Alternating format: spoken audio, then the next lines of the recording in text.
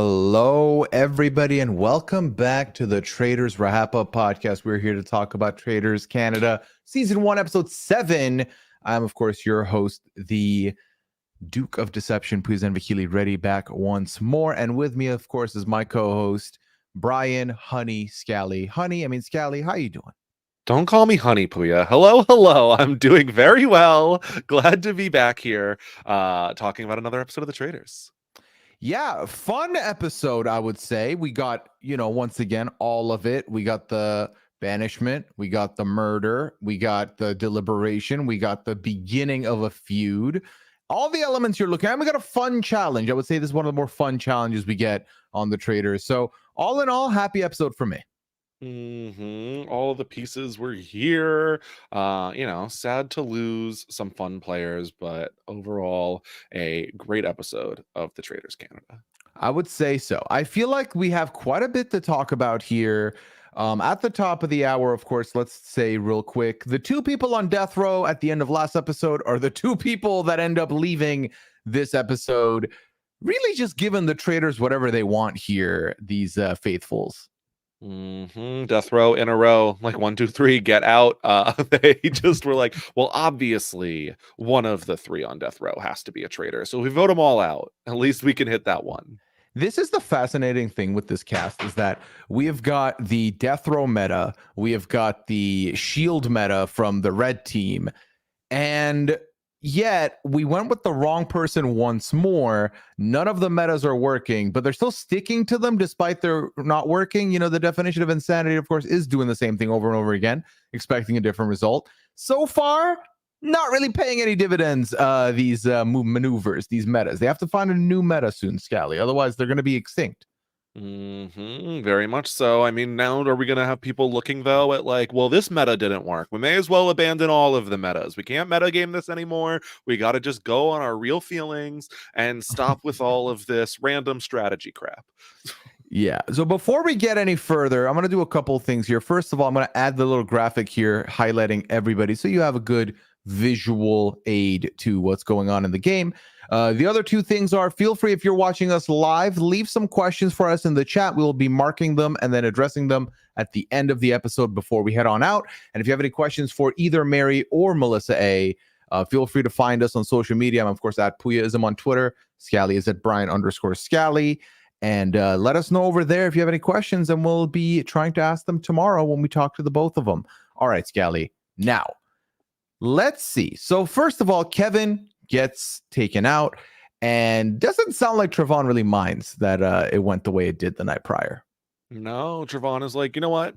Kevin went home and he was a faithful and I didn't care. It was like, Trayvon, what happened to we got to get traitors out no matter what. We can't just have this strategy of getting out who we don't get along with. But no, someone that Trayvon did not get along with is gone, and that is good in his book. Dare I say, Kevin's last appearance here really starts putting Trayvon's mindset into, you know what, maybe Kevin was onto something about getting rid of faithfuls that aren't going to work with you. Maybe that was fine. I think I'm okay with this decision, which I don't think he's wrong ultimately, because I do think if you stay in with as many faithfuls or traitors that are willing to work with you, you don't leave, you have a shot at the pot of money at the end. So that is absolutely the move. But I don't think Trayvon realizes just how and why that's the right move. He's just happy that he doesn't have to deal with Kevin anymore. Yeah, and I wonder how much of it is also like giving him a hard time, but it's probably also like, I saw logic, I followed the logic, and yeah, it wasn't wrong, but like, you know what, I still stand by the decision. Like everything that he was doing was making him suspicious, and so like I don't feel bad about how I went. I didn't give in to someone else's decision or anything. Yeah, before all of this, of course, we did have the traitors at Traitors Tower, where they decide to end up murdering Mary. They end up trying to murder Mary. Now, we had left the episode, if I remember correctly, because a lot has happened this week for me. We left thinking Melissa A is going to get murdered because there's all this sus on Mary, and Mary's probably going to get banished anyway. Now, it worked in the opposite, but it's still the exact same thing happened anyway somehow. We came out of the first episode and we're like, here's exactly what's going to happen. And we were right. And then we were so confident. We have made predictions every single episode. I don't think we've got another single one right. We were down to 2 options here. Are we the faithfuls at this point? Exactly. This is how I would do in the game. Yeah. Just full confidence with none of the backing to go with it. So Okay, so then the interesting thing with breakfast, because breakfast is always a good time. Mike, May, Trevon, and Donna are the first four in there. And Mike immediately plants this seed with them and says, hey, listen, so if Mary's gone, we have to look at the remaining three from the red team from that group where the shield was in play, but then they killed someone from that team. We need to look at them, which of course that leaves Leroy, Gurleen, and Koozie. I was like, Mike, you sly dog, wasting no time here. And I loved that May was like, well, there could be two traitors in the three. And he's like, yeah, two, but absolutely, most likely at least one will be there. I was like, Mike, just say, no, you're right. Two could be there. Just say that. Why? Just add a little bit more for your own good. Yeah. Okay, guys, before Koozie gets in here, let's all talk about how we need to start sussing that red team. So he sees a shot, he takes it. And while I do think that it might raise suspicion for being so forward, he probably also discussed and if Melissa A is not here, then we do XYZ, but that doesn't have to get shown on TV. That's very true. Now, he does emphasize that he doesn't really want Koozie gone yet. He more so wants people to start looking at Leroy and Gurleen as people to look at moving forward. Now, my theory for this, Scally, is because Leroy and Gurleen are working with Koozie. I think he wants to take out a number from Koozie's side, is really the way I see it. He wants to go further with Koozie, but I don't think he wants to find himself at, say, the final five with this group, and then he gets banished. So I think he's trying to put the work in early to kind of thin out the faithfuls on Koozie's side. It's hard because we've gotten to a point in the game where we're going to probably end the game by voting until you get out at least one, probably two traitors, because only one is gone so far. So you need to get to really small numbers before you're going to feel comfortable stopping. And if those small numbers are not on your side, you kiss the money goodbye. So those small numbers that could be on Koozie's side, they got to go now, right now for Mike. Which is why I 100% feel like instead of taking that shot when they had the shield, they should have recruited and that way been like, all right, they didn't land the shot, we survived it, cool, whatever. At least that way, when they can then plan together to oust that new recruited traitor, and then people would think there's only one left, and that could help either one of them out if they're trying to be sneaky later. But right now, given that they've only gotten one, I do think they're in a bad spot for the end game. Now, obviously, depending on which faithfuls are sitting there, that might be exactly where they want to be if the faithfuls are having the wrong reads. And let me tell you, Scally, some of these people, they're not reading right. The glasses are off. Yeah, it's funny because they even come in and are like, every episode, we gotta listen to the reads of the person that went home. They really seemed like they were so sure of things and they were a faithful, and all of that goes out the window by the time the cars come to pick them up for the challenge every single time. Yeah, the time span in which a deceased person's thoughts stay with them is really breakfast, and then it's gone. By breakfast, they clear the table, they clear all that stuff from the previous person as well. Now, obviously, later on, some of it comes up for specifically the Mike sus, but again, nothing comes of it. So I don't know where we're going to end up going with that, but we'll talk about it a little bit closer to the end. Scally, dare I say, after weeks of silence and weeks of invisibility, was this the Donna episode? I mean, I wouldn't say this has surpassed the first two episodes for Donna necessarily, but she's definitely coming back into her own. Yeah, Donna had some very interesting, I want to say strategies, but more so words here. Specifically starting off with saying that she's getting comfortable with being sussed by people now. And it's kind of, she says, I've gotten comfortable being played by the game, and I'm very happy to stand up and be banished as a faithful. And I couldn't decide if this was Donna accepting her inevitable demise or accepting that I'm no longer scared of this game. I'm being fearless. I'm going to move forward being fearless and vocal. There are many other versions of this game where, okay, even if you get voted out as a faithful, if the faithfuls win at the end, yay, you all won. But that's not this game. You don't split the money, Donna. Nope. I think that she maybe is just realizing, so many people are going to lose this game. Almost every single person. And I probably will be one of those. But, I want to die a glorious death, even if that is, me standing up there getting banished. I want to go out swinging. In an absolute blaze of glory. That is what Donna would like to see happen. We also do see Gurleen share some of her inner thoughts with us, that she feels lost without Kevin, and then says, if Mary doesn't walk in, I have to go back to square one because I have no idea what is happening. Because obviously we were left with Gurleen thinking Mary is bad. Cue Melee coming in. So Gurleen is in square one officially now.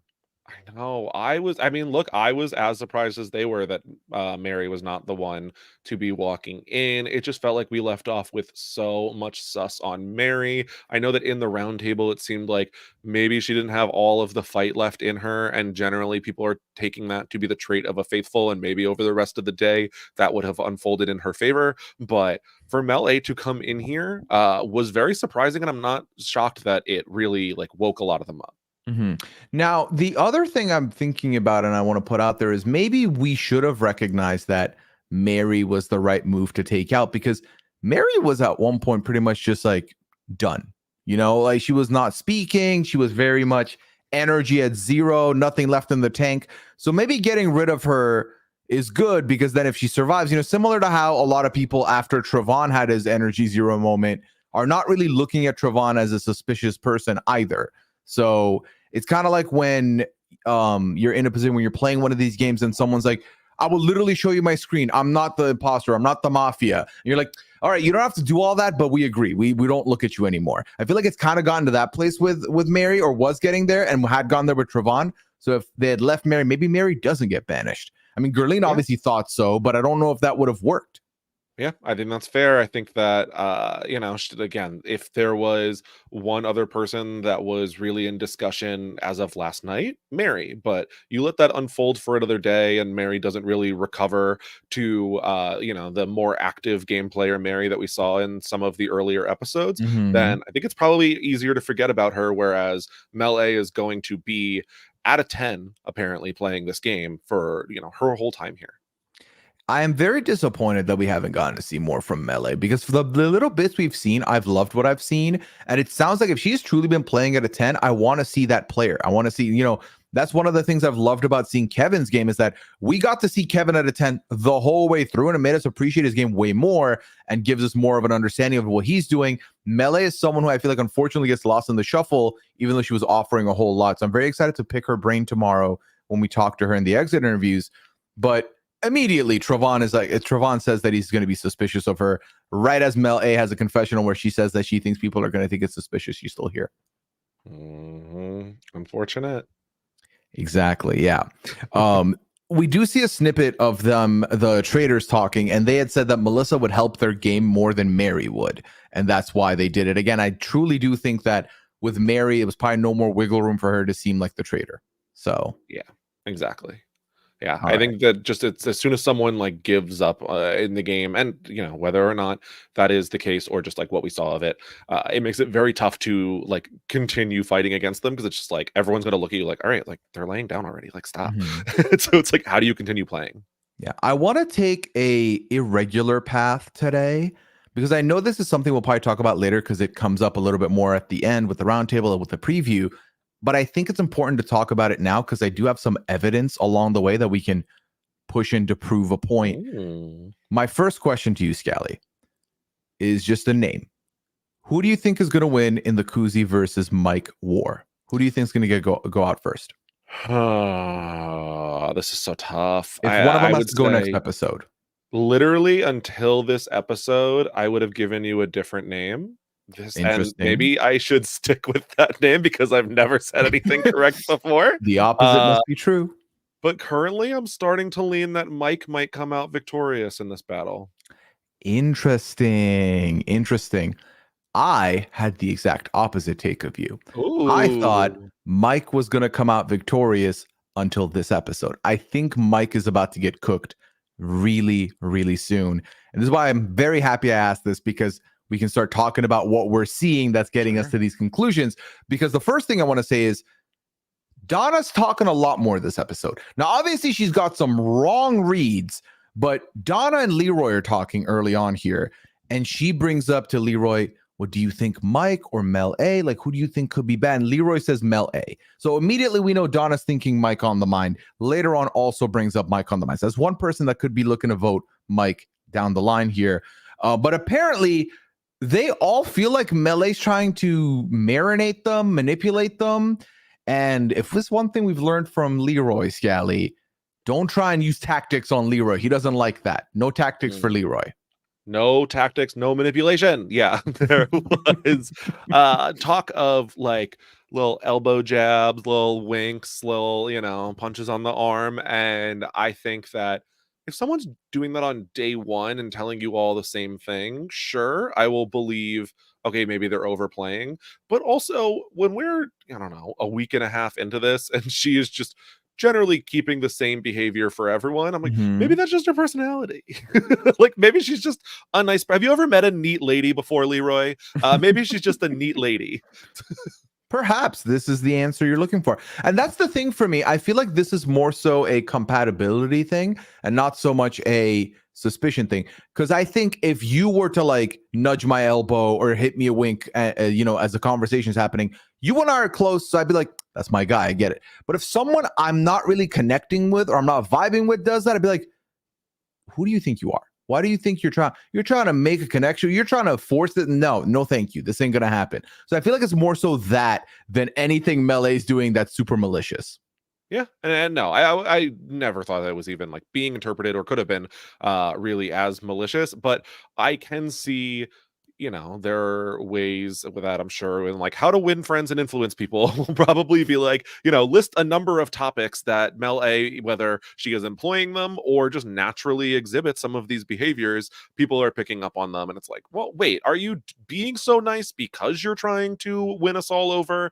And I think that's what it is more than, you're doing this and it's malicious by any means. Yeah. What did you think of the Donna overthinking subplot that we got?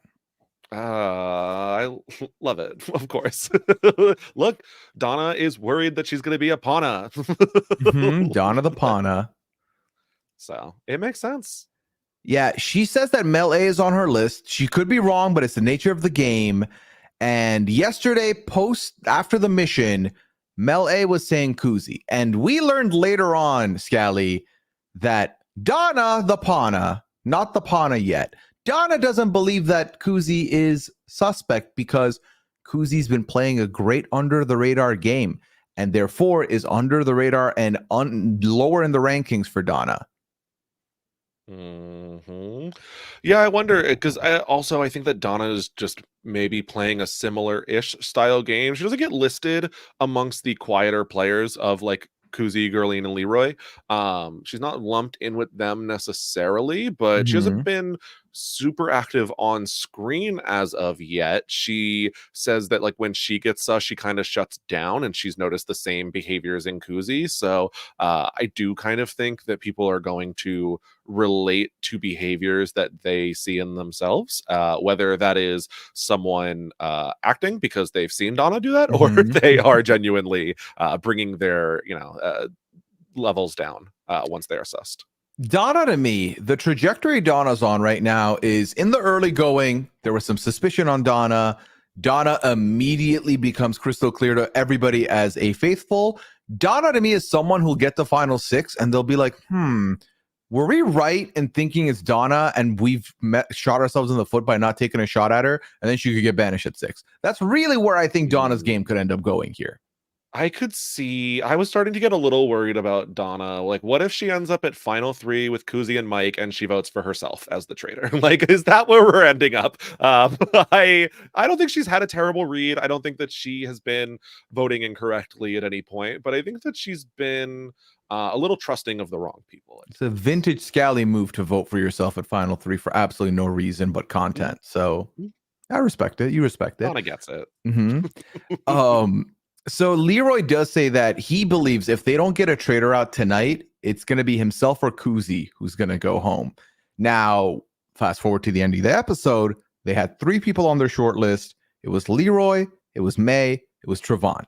Scally, my second question to you is, who do you think is getting murdered?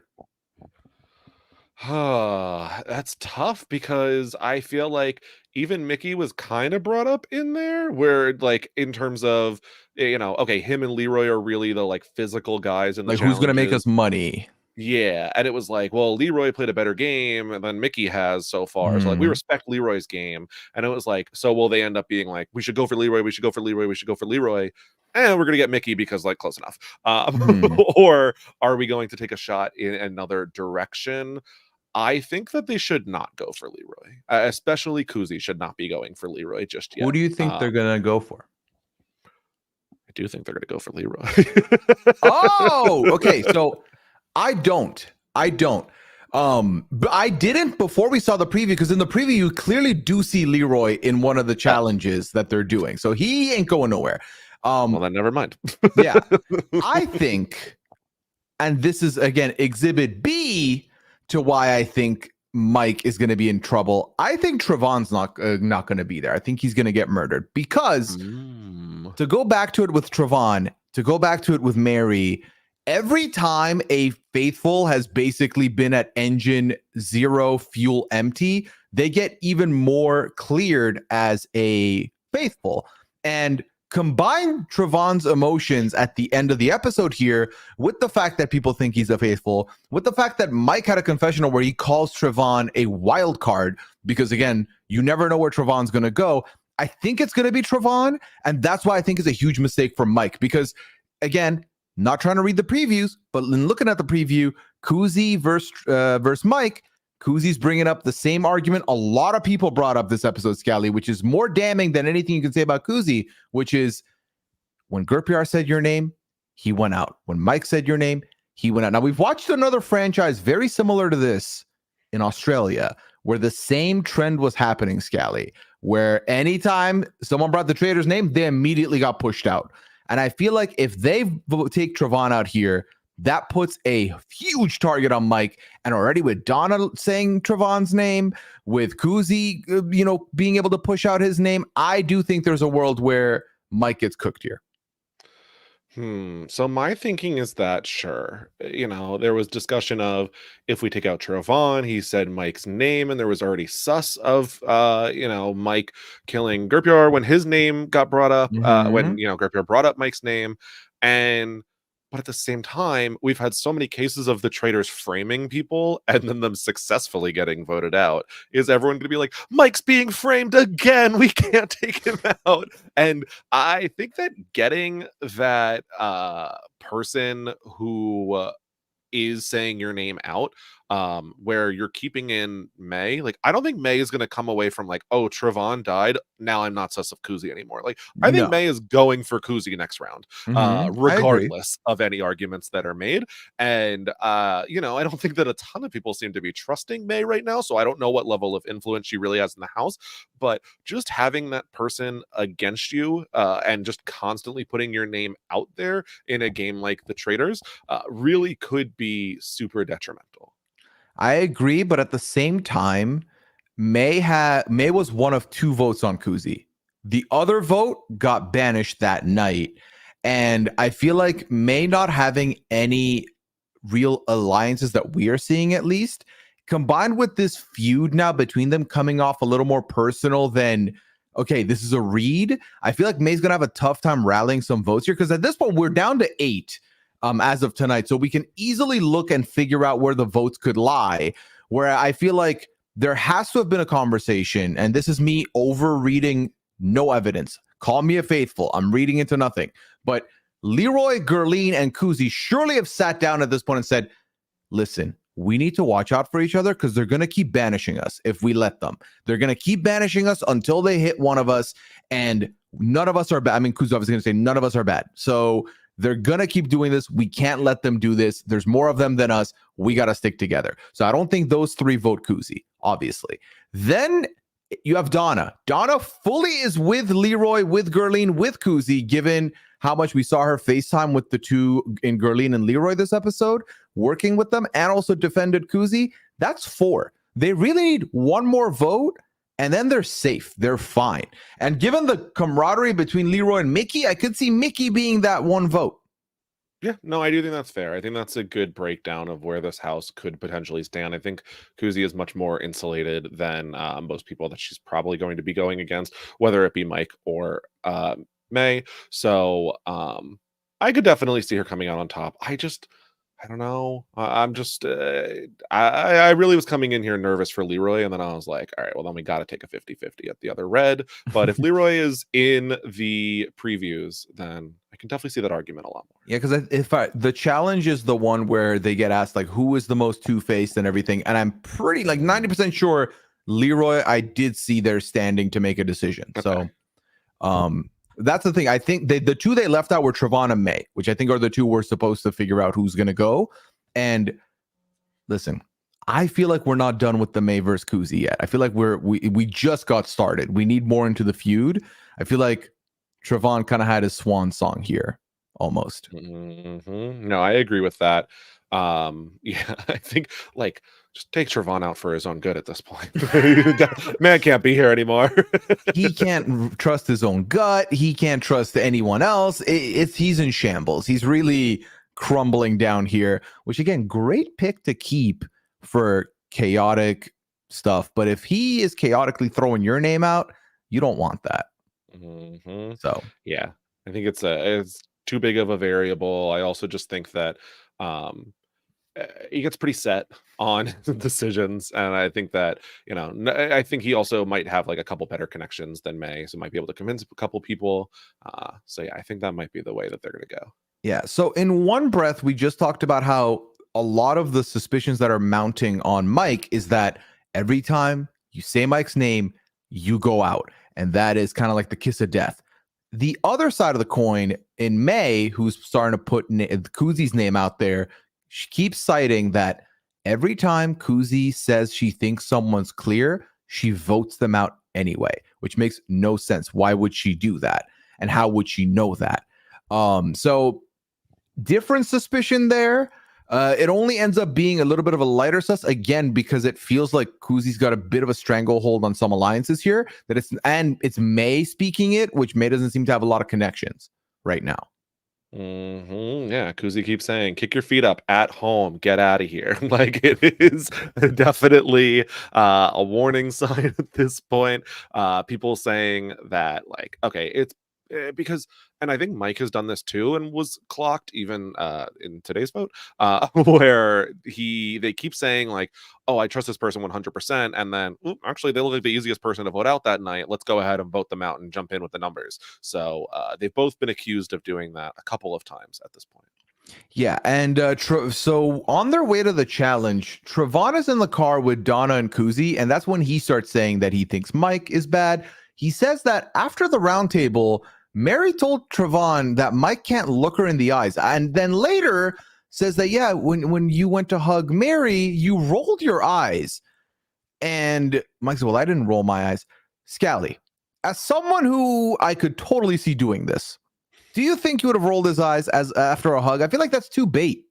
It's like really obvious. I mean, I honestly, could I see Mike thinking no one can see him hugging Mary and looking at the camera and just like, yeah, I could see him doing that.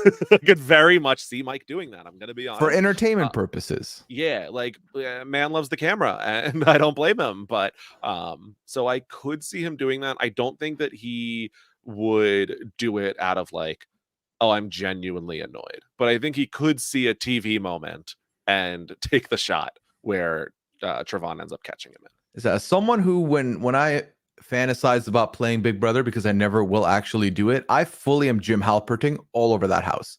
I'm breaking the fourth wall. I'm looking at the camera. I'm doing that. I'm a ham for it. So I can't blame him if he truly did that. And I feel like having the defense of that makes no sense. Why would I do that? Like, why would I roll my eyes and also show compassion? Fair argument. I mean, here's the thing.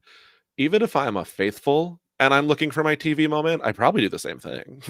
It's just that you can't say that because Travon is very much like on like certain behaviors, saying that even says like, okay, sure, Kevin was a faithful, but any other faithfuls, be warned, if you start acting like that, we're gonna suspect you no matter what.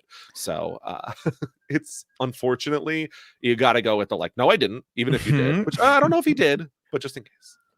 But could you use that as a defense? Like if you were confronted by a roundtable, could you say, I'm just trying to make TV. I just thought it'd be like a silly TV thing to do. I feel like you got to deny it till you die, though. I feel like you yeah, can't. 100%. I don't Yeah. think that anyone's accepting that answer. I think like maybe Kevin would have been like, respect, I get it. Like I'm gonna me Mhm. too. Maybe a couple other people, but I think the majority of these people are not jumping on board for that. Well, you know what? We're going to jump on board, Scally. It's Peridium's Perch because it's time to talk about the challenge. And specifically, this week's challenge was a fun one. It's the barrel challenge that we've seen different iterations of. I think my favorite one is in Australia where they had some perks that they could have potentially in some way. Not perks. I'm thinking of a different word. I don't know. Whatever. Bribes, whatever. Temptations. Temptations. That's exactly the word I was. Look, this is why we're a good There team, we go. honey. Okay, so I've been trying to like fit it in, and it just doesn't roll off my tongue well. I don't think it's made No. for me. Yeah, honey. It's that intensity when you're trying to get that word in, but you don't know when, and you get nervous, and you just chuck it out there. All right, so here in this challenge, there's barrels.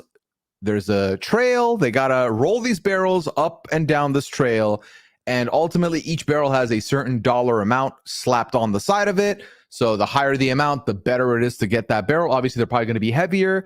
And Corinne does tell them that, hey, their value is up to $6,000 on some of these barrels. So pick what you want. Additionally, there's some shield barrels as well, where if you bring those to the end, the armory is open, and then amongst yourselves, you can decide who gets to go to the armory, which I thought that was going to be a fun twist if we got there of how do you decide who gets it? And then I realized, they'll probably give it to Leroy or Mickey for doing a lot of the heavy lifting. So, it's fine. My life's fine. Scally. Yeah. Now, yes, go ahead. No, go ahead. What were you about to ask me? It seemed like you had a question on your mind. I did, because the tiny barrels always start drama on this trail. We've seen it happen before. Shout out to Kate from Traitors US, who really brought some heat here. So the tiny barrels had a value of $250 a piece. At one point, Koozie's seen holding 4 of those, which is $1,000. And some of these barrels they're rolling are also worth 1,000, but they're the heavy, chonky ones that they got to roll. And this didn't seem to gel well with May, that Koozie was not doing some heavy pushing and was just carrying.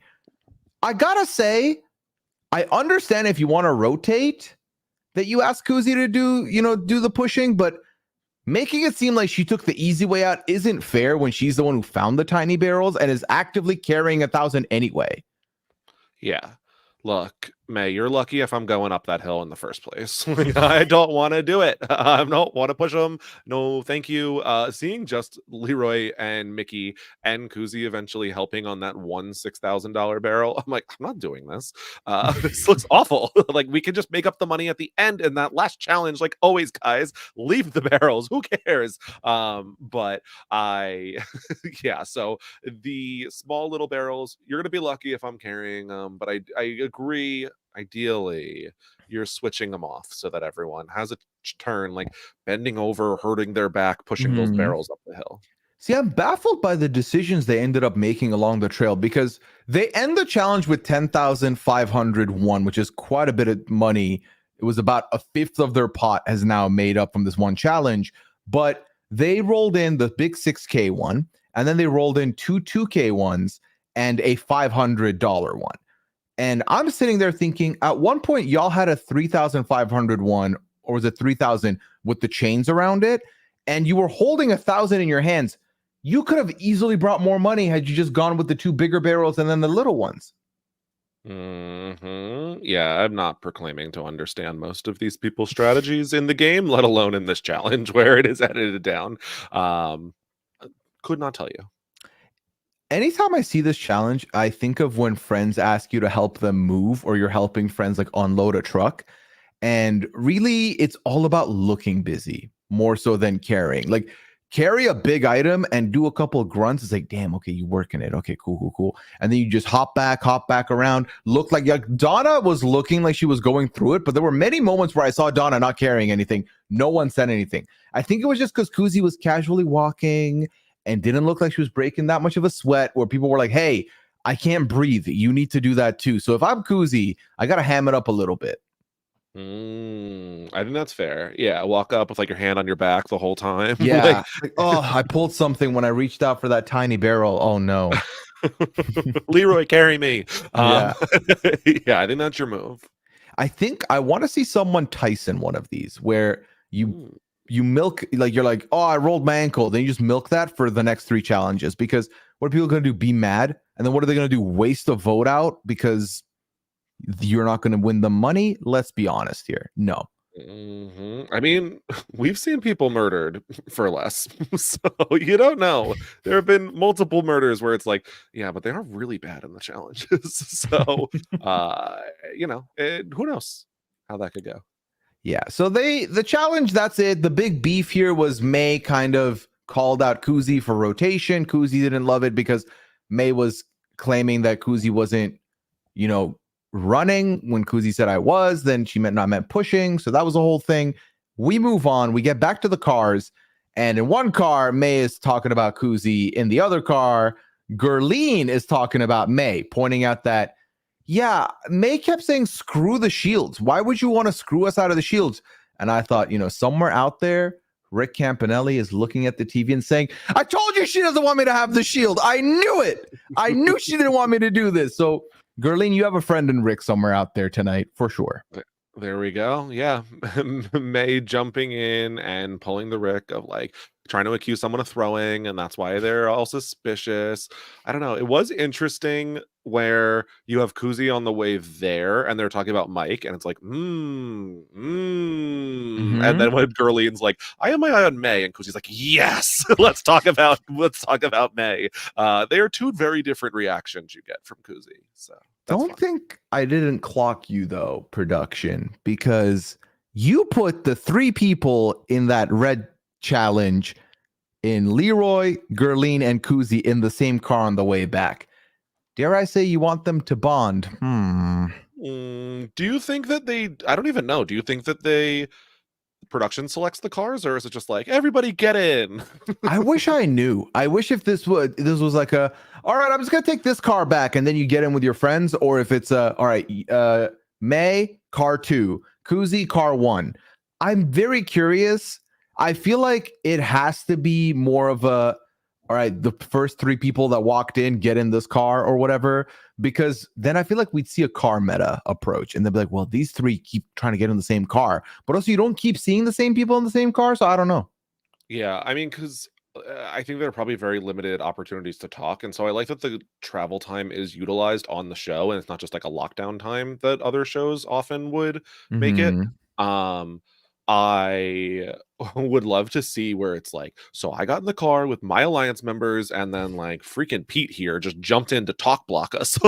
Pete's Damn like, you, Pete. I'm not letting them strategize against me. So I think that would be interesting. Honestly, if I'm production, I'm handpicking these cars because I want certain conversations to happen, and they only have very limited time. And if they don't have that time to happen, then that is bad for us. So I could see either way, really. Do what's best for television. I'm all about that. Like, honestly, do what's best for television, and let's see how that all plays out. Like, that's really all that matters to me. Now, Mike continues to beat the same drum. He asked Leroy at one point, do you have the same trust in the 2 remaining with you on that red team of being faithfuls? And Leroy says, I have trust in Gurleen. Yes, I don't have much on Koozie, but then also almost immediately changed topic to Melee, who is not part of the list. So, yeah, just like, yes, and we could also change this, yes, but so that was interesting. I wonder if there was any discussion in the car, like you've theorized, of like, let's keep each other's names out of our mouths, because Melee is catching a lot of strays here. My curiosity, Scally, and this is not something we've seen, so this is pure speculation on my part. My curiosity is if Koozie and Leroy have talked and bonded over the fact that, yeah, I thought we were good with Kevin. Why did he throw our names out that loud? Because they have a shared, deniability of, we voted Kevin because he threw our names out. And that was weird because we were working with him. And I will never throw your name out, so you have that promise from me. I wonder if they have that kind of bond going. Because while we haven't been showing it on the show, I do feel like in this conversation, I fully noticed that Leroy said, Gurleen, I fully trust as a faithful. I have nothing on Koozie, and then immediately switched it to Melee, and they never talked about Koozie again. It'd be really smart of both of them to take advantage of that, honestly. Like, use everything you have in the game. So hopefully, for their sakes, they have thought about that. Yeah. And also, Gurleen had asked Koozie, obviously, right after the Kevin banishment, why did you vote Kevin? And it comes up a couple times around Gurleen, and Gurleen's like, well, you saw me. I asked her in front of everybody. So, like, I fully thought something's going on. But then we never saw her really, like, go up that tree again in sussing Koozie, which raises my flags of, are the three of you working together? Because I'm really starting to feel like that now, even though we don't have confirmation.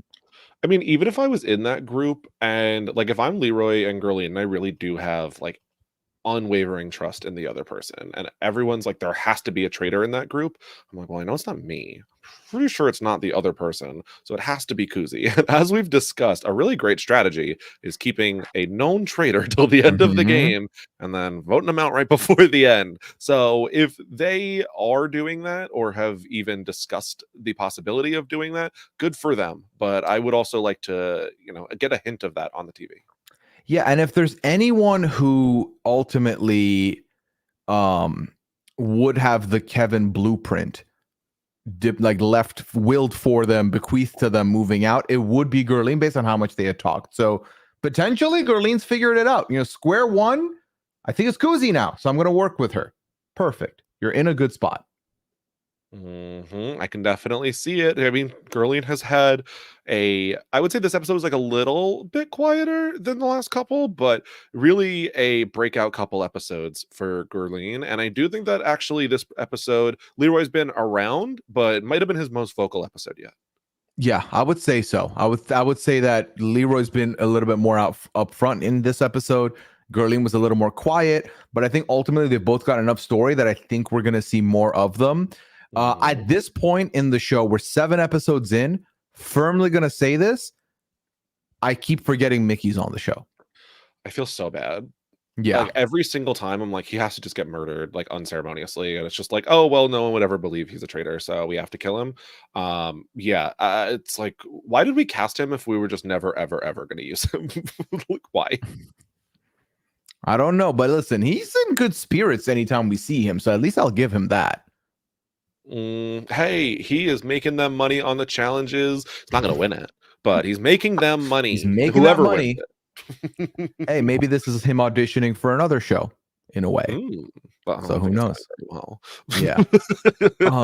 I will say I'm also surprised that, and obviously I don't think this would probably, it could have come up on the show, but I mean, just looking at the graphic we have in front of us, we have 3 quote civilians left and 5 reality TV people left. At what point do you start thinking, we gotta, what are we doing here? Because they got out a civilian traitor. And at this point, they're outnumbered. Actually, my thought was I forgot that Melissa B was a civilian. So I'll be very honest. I'll take everything I said in the last. Sorry for wasting your minute, everybody. Okay. I mean, here's the thing. You have theorized Trevon most likely to be murdered, Mike most likely to be banished. We are looking at episode 1 suspect, last civilian standing. Donna being the queen of the civilians, making it all the way to the end. I'm very excited for this Phoenix-like story for Donna. I know. Donna the Pana. No more. Supremacy now, yeah. Okay, Scally, are you ready to get into this roundtable? Please. Okay, because we did see a bunch of other conversations in the lead up, but it was basically a lot of May talking about Koozie, and then actually there's one other thing I want to talk about. So May's been throwing out Koozie's name. Melissa A has been throwing out Koozie's name, and then May tells Mike, hey, so you want to know something interesting that I know someone's going to bring up your name tonight and you don't expect? You want to know who that is? Koozie. And Mike's like, wait a minute. What? Koozie? But why though? Did she say why? Don't get a reason. Then he goes up and tells Koozie this, and Koozie's like, yeah, absolutely not. I never said your name. So the only place we saw her bring up Mike's name was in that car when she didn't even bring his name up. She kind of did the, yeah, no, that's a good point, actually. I didn't think of it that way. And that was it. Like you said earlier, when May's name came up, she was like, yes, May needs to go. So May kind of, and I did see a Twitter exchange earlier where someone had tweeted out and said, where did May did May just make that up? And Koozie quoted and said, yes, angry emoji. So May throwing out a wrench into the plans here from thin air.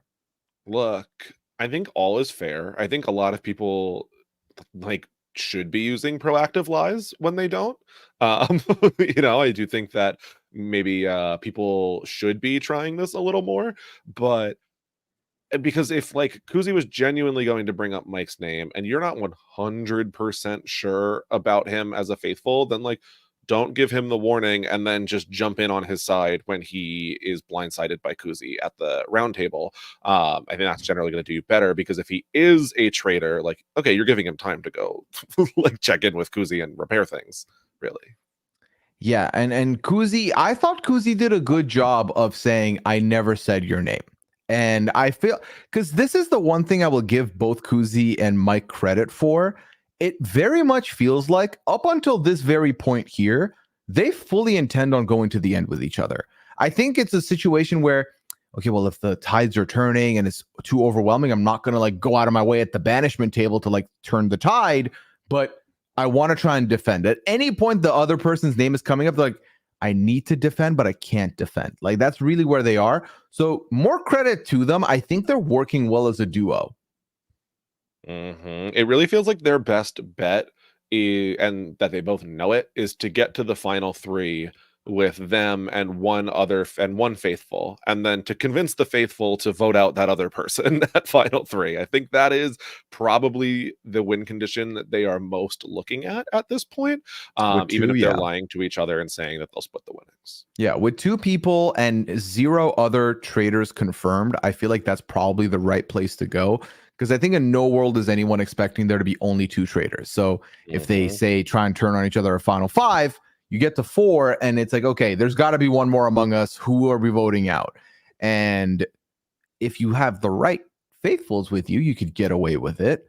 But I feel like that's a huge overshadowing, underestimating your opponents at that point, especially if like, say a Gurleen is there who we think maybe knows who Koozie is. That would not end well for you. So yeah, they're trying to get to the final 3 together. And I feel like this almost every time they do not recruit, I feel like they're intensifying that relationship of, okay, we just have each other. Even in this episode, we see Mike reassuring Koozie, I'm not going after you, because then if you're out, I have to blackmail someone and bring them in. And then later in the Traitors Tower, they talk about how they don't expect anyone to agree to come in. So at this point, they've made their bet. Their best bet is to get to the end together and just hope that they either worked on the right faithful to marinate, or they truly will go to the end and then try and split the money or steal the money. And you could theoretically betray your other traitor before that in the final, like, the finale, when however many numbers that is. But you really got to have a number 1 shirt up in the house besides them, if that's the case. Now, look, there are going to be situations where apparently we thought it might be this week. It looks like it could be next week, where they are going to have to turn on each other, and when you are forced into it, like, go ahead. I think there's really no alternative. Obviously, better them than me, and then I will have to blackmail someone, and fine, that's what I have to do at a certain point. But ideally, yeah, you need at least that one other person there till the end, if you can trust them. Yeah, I think the move, if you're ever playing this game as a traitor, is no matter how close you are with the person, and I'm talking a pre-game relationship close, always try and cut them at the end. If you're at the end with them anyway, always steal, because it doesn't behoove you to try and split and then get screwed over, or play a little too close to the sun and then get backstabbed. Always go for try and be solo traitor at the end. I feel like, I wouldn't necessarily advocate for pushing out your fellow traders early, especially if you end up recruiting and you've set up that culture. And then now people are going to be taking you out because you took other people out. So that's the 101 for you. If you get to the final 5, final 4, go for broke. Go for the solo win for sure. Absolutely. Yeah, there's no chance I'm counting on someone else to share this money with me. Like, that's not happening. I am taking things into my own hands, and that's why we talked about it before, for Mike, it's looking a little scary where some of these numbers might be a little more loyal to Koozie than are loyal to Mike. That could end up at the end. Yes. So now we go to the round table. And right before we get there, Koozie does say, if May tries for me tonight, I will slaughter her with words. This is the second week now where she has said something very nicely, but a very mean thing. Yeah, respectfully, I'm going to destroy her. I will slaughter her with words. Okay, so Scally, they're sitting at $57,500 now as of this last challenge, which is wild when you consider they were less than half the 100K before this big challenge. Again, we all know this, but usually the final challenge, they'll have it be the exact amount that'll get them to 100K. So if this money stays the same, they're going to be at the finale night as a final challenge. This is worth 42,500. So be ready for that. Yeah, and there might be like, okay, there's only enough time to get, almost all of that money at the end. Where oh no, you ended up with $97,500. Like, that's possible, but this money's coming back. I think the least it'll be is 80K. I don't see it being dipping below 80. Agreed. Yeah. So then here we go, Scally. It's time for this fun, I think maybe my most favorite roundtable so far. So Trevon begins bringing in Susan onto Mike and brings up the whole hug gate with the eye rolls. And Mike says, I would never roll my eyes. And so they go back and forth a little bit. Then Leroy throws out Melissa A's name. And Trevon and Koozie jump on that. Yep, you tried to marinate me as well. You tried to do that to us as well. So immediately Melissa A is getting heat. And Melissa A then retorts with, I think the Traitors are worried about me because I'm very, I'm well-spoken. I articulate thoughts. I put 100% out there. I'm going to vote for Koozie. And this is where it all begins, Scally. It's tough. She says, as some of her proof and why she wants to vote for Koozie is actually targeting you, Mike. To which Koozie is like, and why? Why? Why did I say that? It's like, there's no reason. You didn't say it. You just said his name, and that's all I got. So, rather unfortunate, but what do you do? That's the thing. I feel like you need to recognize how you speak to people, because if you are someone that would only speak and give out a reason to back it up, like an evidence piece, then you can easily, and other people recognize that, you can easily dispel anything. Because this should be a moment that would be bad for Koozie. And again, we're not seeing the whole piece, so like I don't know what was said, what was not said, but it feels like Koozie wins this argument by saying, where's the evidence? I would have given you a reason if I had said his name. What did I say?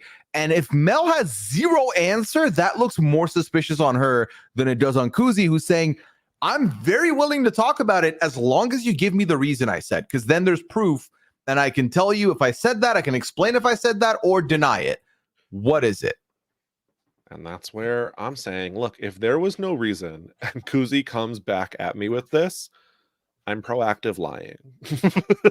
Actually, Mike, you said that, actually, Koozie, you said that Mike, his name was brought up by Gerpier and then he was not. And also because he's using magic tricks to distract us. And here's all the reasons that you said, Koozie. I got to say them right now. Lie through your teeth. I do think that's underrated. And can't point to many moments where we're getting that. But if you have an agenda of you want someone specifically voted out, just go for broke. Especially if you start hearing your name a little bit, just go for broke. Just full-blown lie to them. Be like, yeah, no, every reason, every evidence you had thought about for Mike, say that Koozie told you about it. And that's what turned you on to Mike. Really go out with a bang. Go Donna style on him, as I would say, if Donna truly is fearless now. But then, Scally, as Koozie is getting sussed a little bit here, Donna says, listen, in Koozie's defense, when people come for you as a faithful, there is this sadness you feel. There's this like feeling where you want to shut down or you get defensive. I feel that in you right now. I was like, Koozie said, thank God Donna spoke. I love Donna. She needs to be here for the end game. So Scally, pencil her in. Donna will be the last civilian standing. I feel it in my bones. Joke's on you. I had her name down in pen since the beginning. But yeah, the thing is, and I don't know, maybe this is just me, but I know my personality type, whether I am good or bad and I am accused, I am going to react very similarly. I am going to go all out, and that is the case. And I think that that is true of someone like Kevin last week when he is, a faithful, and they're saying, oh, he's acting so suspicious because he's defending himself so much. It's like, no, that's just his personality type and what happens when he is accused, versus a Donna who is accused, and whether she's good or bad, she shuts down. So I think that people are grasping at straws, but for whatever reason, heavily defending yourself is seen as a bad thing on these shows. Yeah, it's tough because I feel like if you're defending yourself, you have to defend yourself in a specific way. So for example, and again, these are some niche references, but I'll use them because they might be worth highlighting. So I play a weekly game with Scally called Goose Goose Duck, similar to Among Us. And Scally does this thing that no one else in the lobby does. If he's bad and he's sussed, he'll very dismissively be like, it's not me, you're wrong. And kind of deads it, and no one really questions it after that. Because you don't know where to go. You can't really work with that for anything. Whereas I'll be like, yeah, I was in this room. And then people be like, I don't know about that. So it really depends on the style. Because I don't think I could say the same thing Scally doesn't get away with it. It depends on person to person. Everyone defends himself in a different way. Everyone reacts in a different way. So you got to be hard to read, or you got to be consistent in how you would behave if you were good. Otherwise, it's tough. Because, I think also in these roundtables where it's intense, I feel like speaking in a certain tone or with a certain energy, the wrong person speaks that way, they're going to be gone.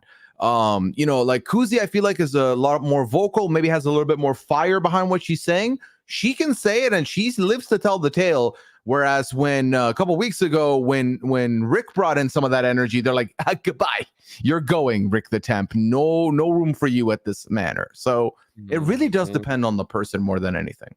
Yeah, I think so many people are going to be pointing towards consistency, but it's like, I want consistency in like situations. Like, you act the same when you're under fire as when you're also under fire. You act the same when you're stressed. Like, I don't think that you're going to react the exact same when we're joyous and happy versus when your foot is halfway out the door of the game. Like, I don't expect you to hold the same level of calm as when we're at breakfast that morning.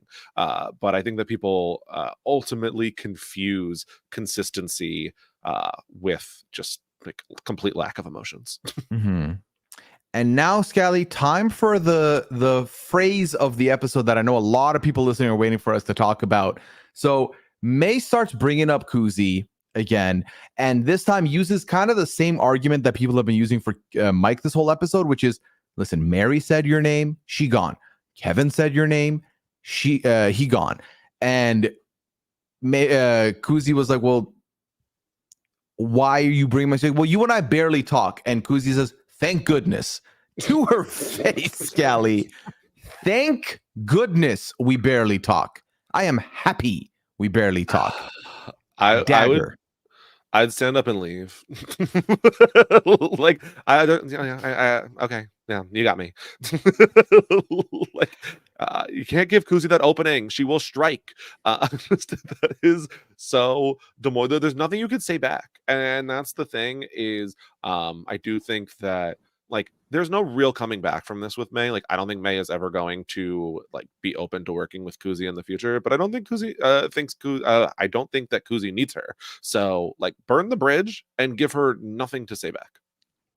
Yeah, and I feel like being in a position where you are in a feud with somebody, you're fine to keep that fire going.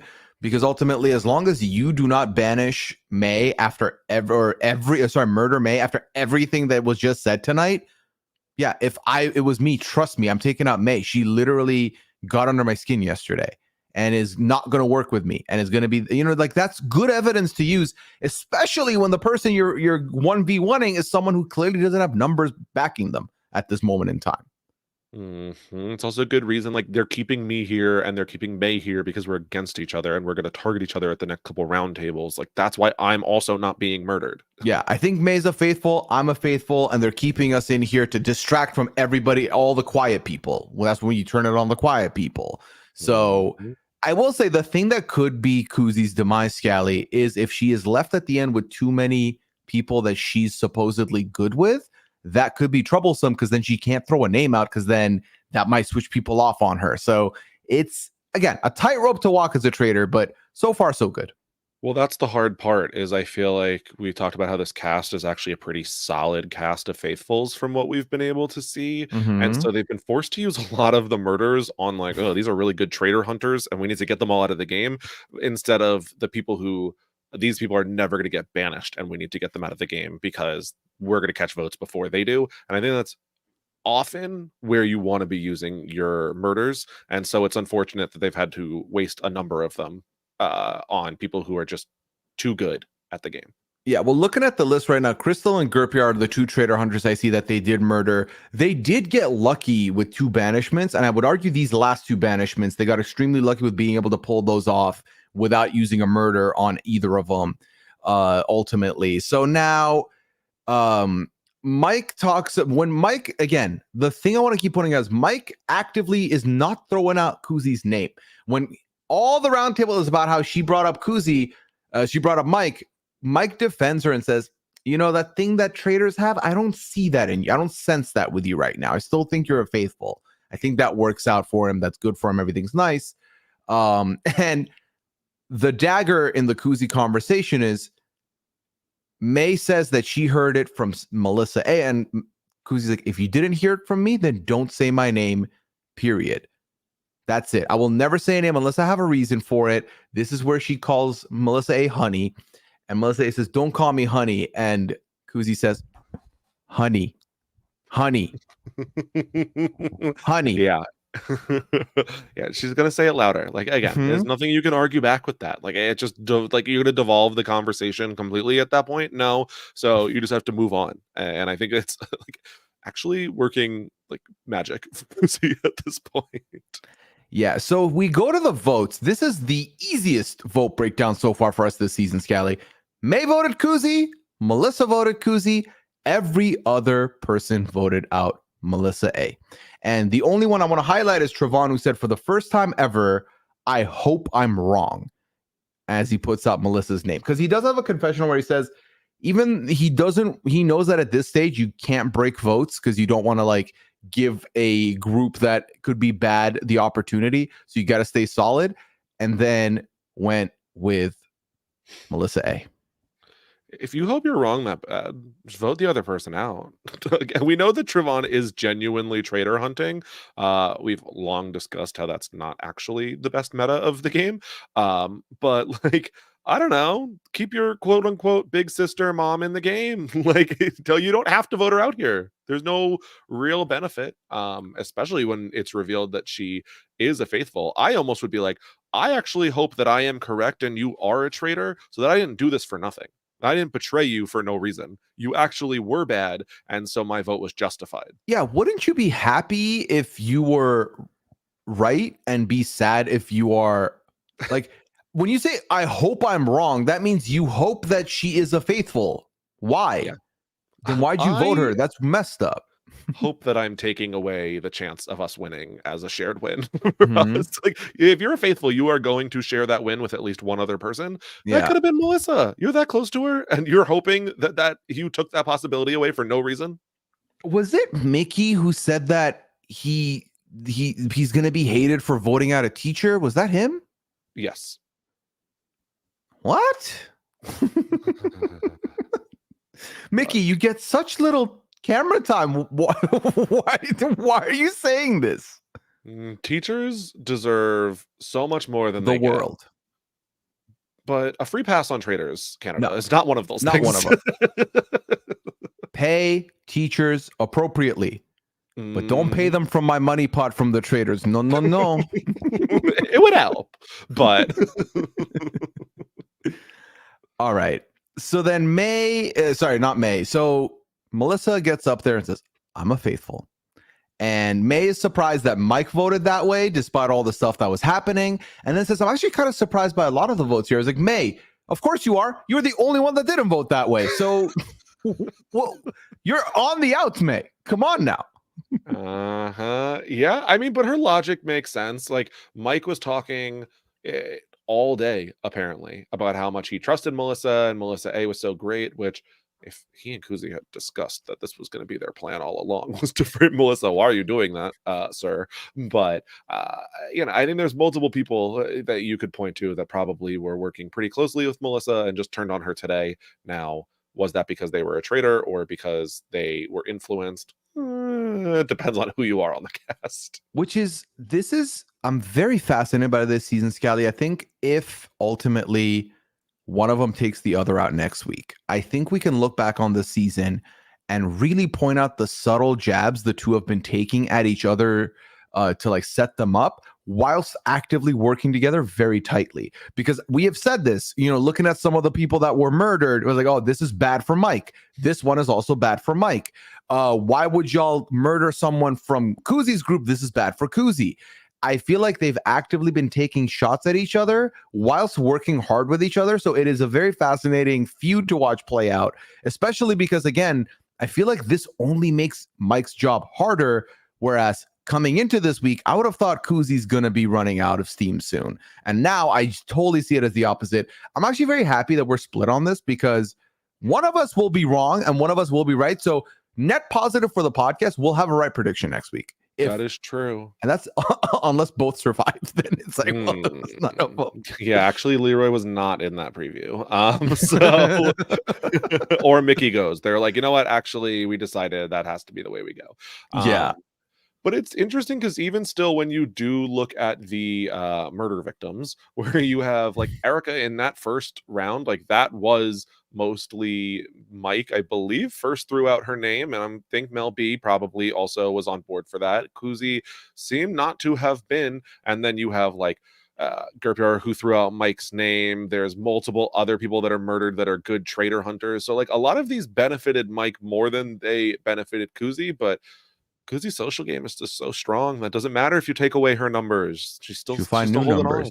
Yeah, she's found other numbers now to dip into, and she's better for it. I think the big one, Scally, is having Kevin. I think helped her out a lot because Kevin was actively working on the strategy of have many alliances, and Koozie was always included in what seems like every subset of an alliance he was putting together. So she kind of had a lot of stuff built in, and her social game is already naturally there where she can talk and make you feel like $1 million. So you're never going to be looking at Koozie. So this battle could be done, but we'll see. Now at the after party, aka the the tears of the after party, Scally, Trevon is not crying. Trevon is bawling his eyes out at what he has done. And I wish I would say it made me feel sad, but watching Karine just stand there and then say bonsoir, just walk away while this man is letting his heart out was very funny to me. Yeah, I mean, you go from May going to comfort him to Karine being like, goodbye, like very quickly. So obviously something was cut out. I don't know if they like paused down to like, okay, Trevon, you good? Like, can we go on? Can we continue filming? Because man was distraught. Fully had just lost the plot after he voted out Melissa. So they hit us with a commercial break right after this scene, and part of me thought, there's a lot more time left on the clock. Oh my god, is he quitting? It's like, please don't do this. Please do not quit. Thankfully he didn't. Everything's fine. We also see May crying after the round table. I feel like May felt like things got a little too personal. The thank goodness really hit her where she didn't expect. That combined with the fact that you just got blindsided by the whole house. She was in tears saying, I'm going to get murdered tonight and I don't freaking care. Absolutely do not care. Which again is why you keep her. I think you keep her. If she thinks she's getting murdered, if she's given up, that's the perfect time to keep her in here because Yeah, you should have been murdered. Why are you still here?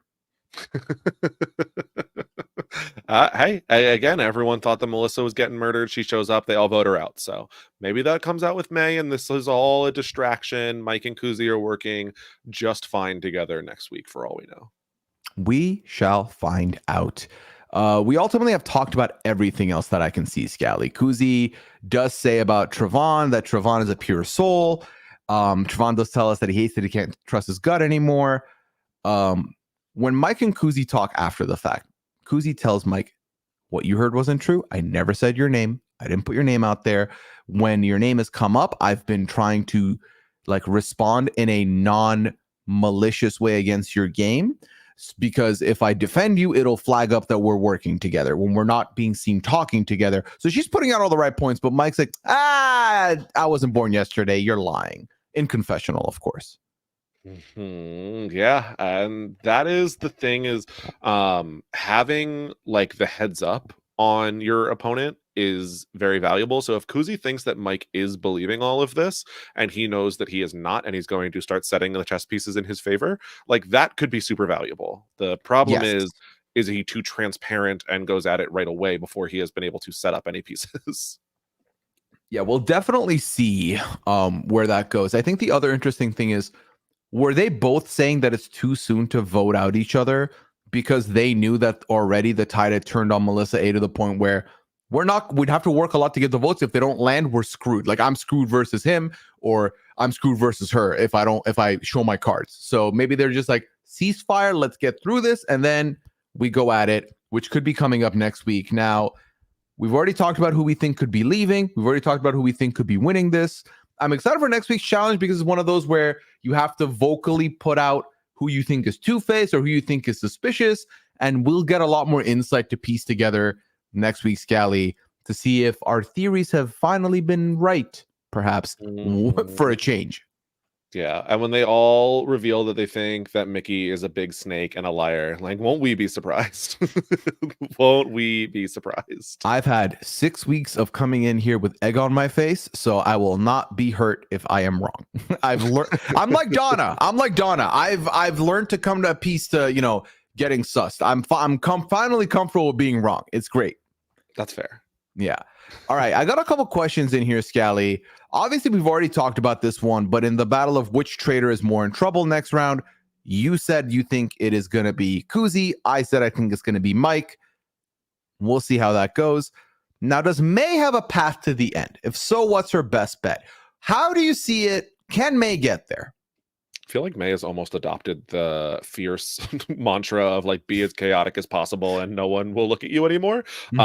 So there is a world, but I have a really tough time seeing May in the final 2 or 3 that she has to get down to. I just don't know who is going to be willing to get to the end of the game and be yeah, May is the only person in the game that I am sure is a faithful. I don't think there is that person on the cast who is willing to go that far with her just yet. I think May right now, if she is to stay at the start of this next episode, May is Mike's number 1 piece that he needs to have against Koozie, which he already has, but he will work that angle probably.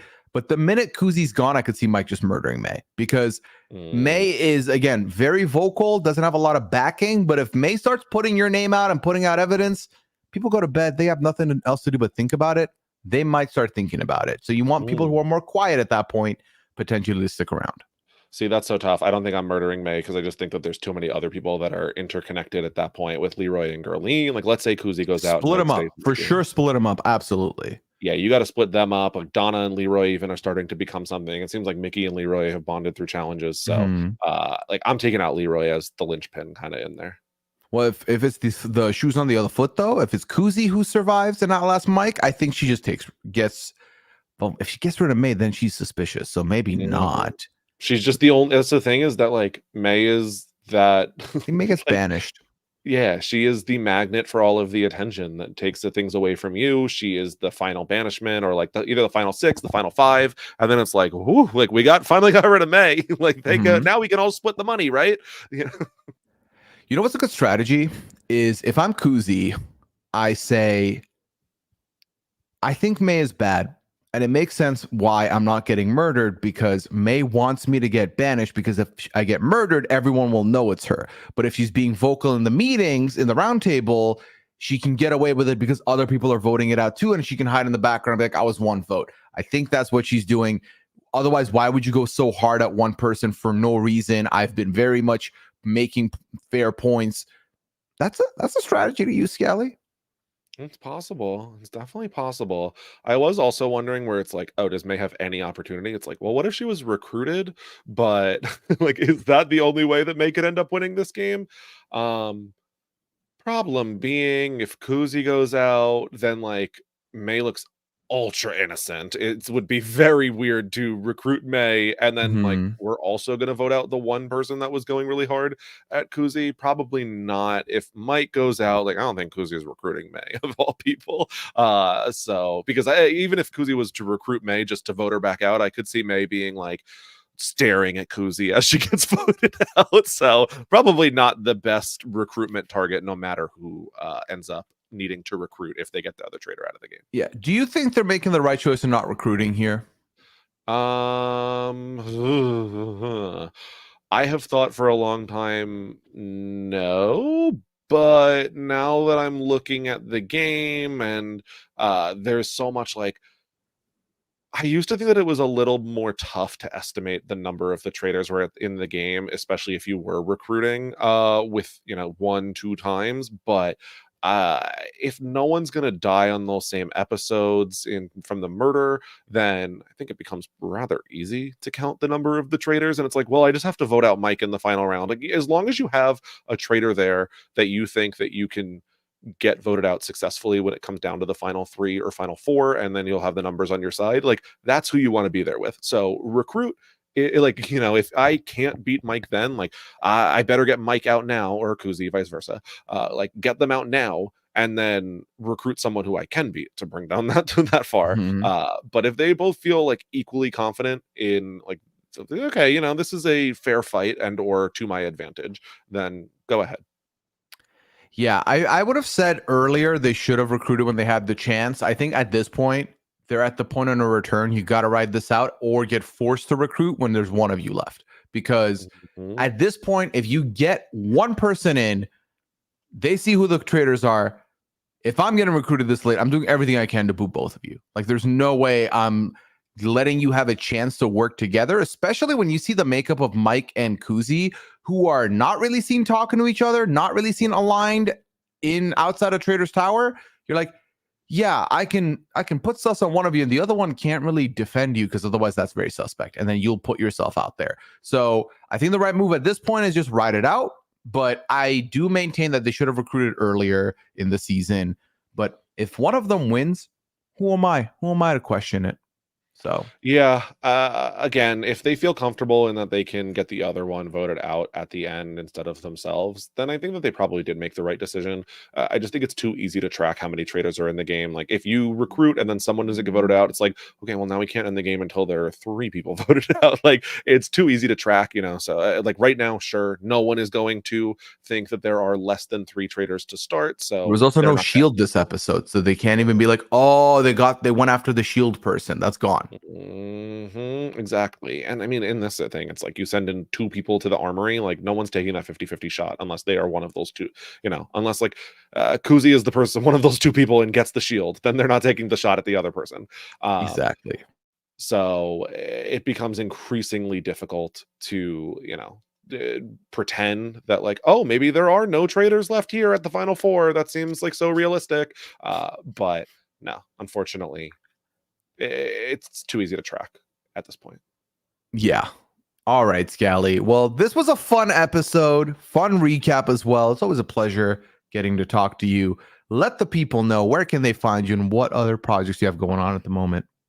Ooh, people can find me on Twitter at Brian_Scally or on Twitch at twitch.tv/bscally. I am talking about this season of the Challenge 39 over on the Free Agents podcast with Matt Lagori. That's been a ton of fun, so check that out. I am also covering this season of Love Island Games with Kirsten McKinnish. She is back, and we'll be talking about it this week after I had a fantastic guest, Pooya fill in with me to talk about Love Island games this past week. So that's been drama.